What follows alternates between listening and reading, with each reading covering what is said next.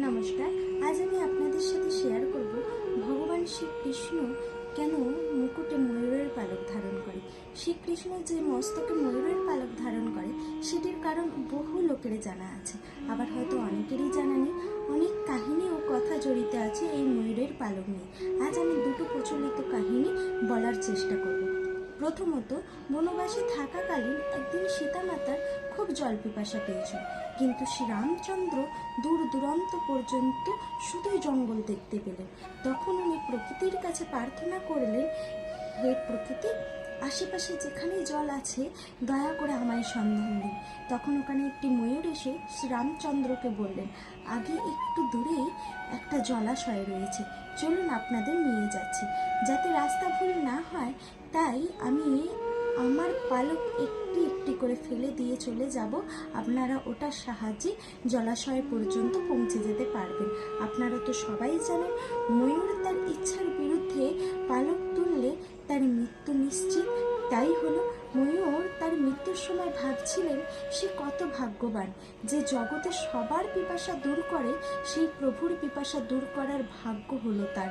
ভগবান রাম ময়ূরকে বললেন, আমার জন্য যে পালক তুমি ফেললে এলে সামনের জন্মে অর্থাৎ দাপর যুগে, সেই পালক আমি নিজের মস্তকে। দ্বিতীয়ত, জগৎ সংসারের প্রতিপালক শ্রী বিষ্ণুর অবতার মনমোহন শ্রীকৃষ্ণ, তার মোহিনী রূপের বিমুগ্ধ সমস্ত ভক্তগণ। ঘন কালো কৃষ্ণ বর্ণ, ওনার লাল ঠোঁটে সবসময় যেন দুষ্টু বাঁকা হাসি লেগে আছে। শ্রীকৃষ্ণের রূপ বর্ণনার চুম্বক অংশ হলো তার মাথায় শোভা পাওয়া ময়ূরের পালক। বেশিরভাগ ভক্তের কাছে ময়ূরের এই পালক প্রায় ততটাই দর্শনীয় যতটা ভগবান শ্রীকৃষ্ণ স্বয়ং। একদিন দাপরে বিকেলবেলায় বালক গোপাল গোবর্ধন পর্বতের পাদদেশে সঙ্গীদের নিয়ে হাজির হলেন গোচারণে। কিছুক্ষণের মধ্যেই তার সঙ্গীরা বক্ষের কোমল ছায়ায় ঘুমিয়ে পড়লেন। তখন গোপাল পরিকল্পনা করলেন তাদের নিদ্রা ভঙ্গ করবে। এবার শ্রীকৃষ্ণ তার ঠোঁটের অমৃত বাঁশিতে মধুর বাঁশি বাজাতে লাগলো। গভীর অথচ ধীর ছন্দযুক্ত মধুর রাগ। এই মধুর শব্দ তরঙ্গ গোবর্ধন পর্বতের আশেপাশে বিস্তৃত হতে থাকলো এবং পর্বতের আশেপাশে থাকা ময়ূরদেরও মোহিত করলো। তারা খুশিতে গাইতে আরম্ভ করলো। মোহন বাঁশি থেকে নির্গত অনাদি শব্দ তরঙ্গ ময়ূরদের নৃত্য করতে সাহায্য করলো। শ্রীকৃষ্ণ, যিনি সমস্ত শিল্পকলার উৎস, তিনি ময়ূরদের নাচ দেখে খুশি হলেন এবং তাদের উৎসাহিত করলেন। একসময় তাদের ধ্বনি প্রতিধ্বনি হয়ে গেল এবং উত্তেজনায় পাখা খুলে নৃত্য করতে লাগলো সমস্ত ময়ূরেরা। সব ময়ূরেরা যখন নৃত্য করছিল তখন ময়ূরদের রাজা শ্রীকৃষ্ণকে নিকট গিয়ে তার চরণ স্পর্শ করে একটি শব্দ করল। শ্রীকৃষ্ণ বুঝতে পারলেন এটা ময়ূর রাজার ধন্যবাদ জ্ঞাপন এবং অনুরোধে তিনি যেন তাদের সাথে নাচেন এটি অনুরোধ করছেন। শ্রীকৃষ্ণ তাদের অনুরোধ স্বীকার করলেন এবং তাদের মাঝে গিয়ে দাঁড়ালেন। ময়ূরের মতো তিনিও নৃত্য শুরু করলেন।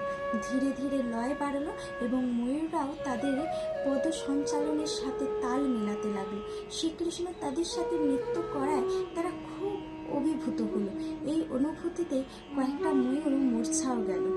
গোবর্ধন পর্বতের সমস্ত পশু ও রাখালগণ জাদু মুগ্ধ হয়ে দাঁড়িয়ে রইলেন। অনেকক্ষণ নৃত্য করে ময়ূররা নৃত্য থামায়।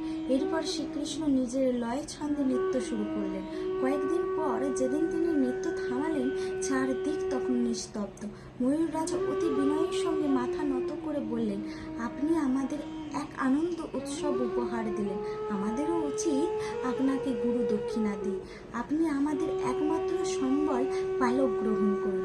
এরপর পরমানন্দে অশ্রু বিসর্জন দিয়ে কয়েকজন স্বর্গীয় পালক ত্যাগ করলেন এবং প্রার্থনা করলেন তিনি যেন এই পালক শরীরে ধারণ করেন। মঞ্জুর হলো প্রার্থনা। তখন থেকেই শ্রীকৃষ্ণের মস্তকে শোভা পায় ময়ূরের পালক। বলা হয় 7টি রঙের সবকটি রং উপস্থিত থাকে ময়ূরের পালকে। তাই মানা হয় এটি ধারণ করে শ্রীকৃষ্ণ জীবনের সব রং ধারণ করার প্রতীক হন। ভগবান শ্রীকৃষ্ণ সারা বিশ্বকে ধারণ করে আছেন, তার অপার লীলায় আমরা আচ্ছন্ন।